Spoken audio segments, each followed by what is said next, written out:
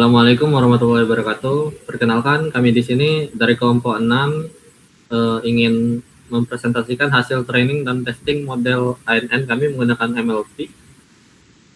Di sini anggota kelompoknya itu Dordi Anugrah Akbar, saya M. Gimnastia Saputra, dan Rehan Octavian. Di sini dimulai dari penjelasan dataset terlebih dahulu. Di sini datasetnya kami menggunakan disease symptom, dataset pasien, di mana datasetnya ini terdiri dari 349 baris data pasien dan 10 kolom.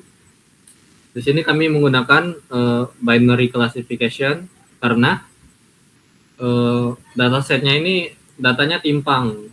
Untuk seperti contohnya itu untuk penyakit asma itu 23, sedangkan penyakit stroke itu cuma 16. Nah, yang lebih parahnya lagi itu kayak penyakit seperti kanker prostat sama skizo dan lain-lainnya ini cuma satu datanya. Jadi binary classification itu lebih cocok untuk digunakan pada dataset seperti disease dataset ini. Nah, untuk targetnya itu binary classification ini kami menggunakan kolom outcome variable, di mana hasilnya itu hanya positif atau negatif. Jadi kami itu hanya menentukan si pasien ini itu positif atau negatif pada suatu penyakit, bukan menentukan dia terdeteksi penyakit apa gitu. Mungkin itu saja untuk penjelasan dataset. Lanjut. Untuk selanjutnya di bagian encoding.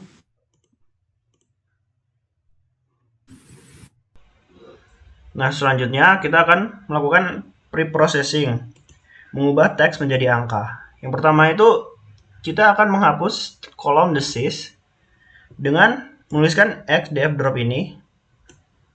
Lalu untuk bagian Y ini adalah target kita tadi, yaitu outcome variable-nya. Nah, selanjutnya itu ada encoding manual untuk fitur binarinya. Di sini ada dua, itu untuk binary map, yes itu 1 dan no itu 0. Nah, untuk gender mapnya, male itu 1 dan female itu 0.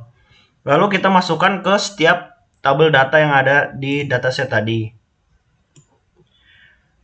Seperti fever dimasukkan binary map, cough dimasukkan binary map, dan fatigue dimasukkan binary map.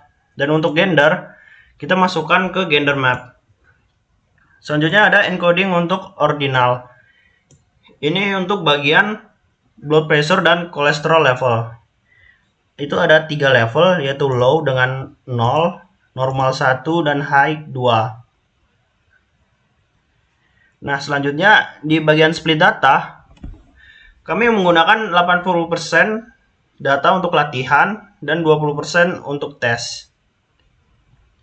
Lalu ada normalisasi data, yaitu atau standar scaler. Ini fungsinya untuk mengubah umur agar tidak mendominasi angka biner yang ada. Kita ke bagian arsitektur pemodelan. Pertama itu di bagian input layer atau hidden layer pertama, kami menggunakan density 16 dan menggunakan aktivifikasi ReLU. ReLU itu mengubah input negatif menjadi 0, sedangkan input positif tetap sama. Sama dengannya hidden layer 2, di sini menggunakan 8 density dan menggunakan activation ReLU juga. Nah, untuk output layernya menggunakan density 1 neuron dan menggunakan activation sigmoid. Sigmoid ini untuk menghasilkan probabilitas biner, yaitu 0 atau 1. Selanjutnya untuk compiling dan training. Di sini kami menggunakan optimizer ADAM atau Adaptive Moment Estimation.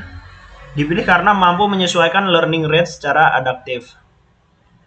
Lalu untuk loss functionnya menggunakan binary cross entropy. Itu standar untuk klarifikasi dengan output probabilitas tunggal. Metriknya menggunakan akurasi.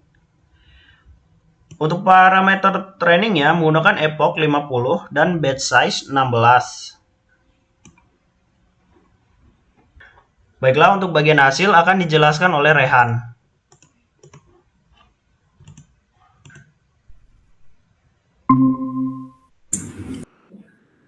Oke, di sini saya akan menjelaskan hasilnya, yaitu terdapat dua grafik akurasi dan grafik loss. Yang akan saya jelaskan dulu apa-apanya saja. Jadi yang garis biru ini tren akurasi. Tren akurasi itu akurasi dari data latihnya, sedangkan validasi akurat itu data uji. Di mana di sini terlihat tren akurasi itu data latihnya di perputaran akhirnya sangat melonjak ke atas 0,75, di atas 75%-an. Sedangkan untuk data ujinya itu tidak sampai dari 75%. Sedangkan untuk trend loss-nya, latih loss-nya itu turun drastis di perputaran akhir di bawah 0,50, sedangkan validasinya, data uji loss-nya itu turun juga, tapi tidak sampai lebih dari 0,55. Dan di sini didapatkan nilai akurasi modelnya itu 74,29% dan nilai loss modelnya itu 0,5679. Dan dari hasil ini juga teridentifikasi adanya overfitting, di mana sepengetahuan saya overfitting itu ada ketika tren akurasinya, data latihnya itu di atas dari validasi akurasi data ujinya, di mana di sini terdapat overfitting sekitar mungkin 3 atau 4% gapnya dari antar data latih dan data uji. Sekian dari penjelasan yang saya dapat untuk hasil analisis. Saya akhiri, maaf jika ada salah kata dan penjelasan dari kelompok ini. Saya akhiri. Wassalamualaikum warahmatullahi wabarakatuh.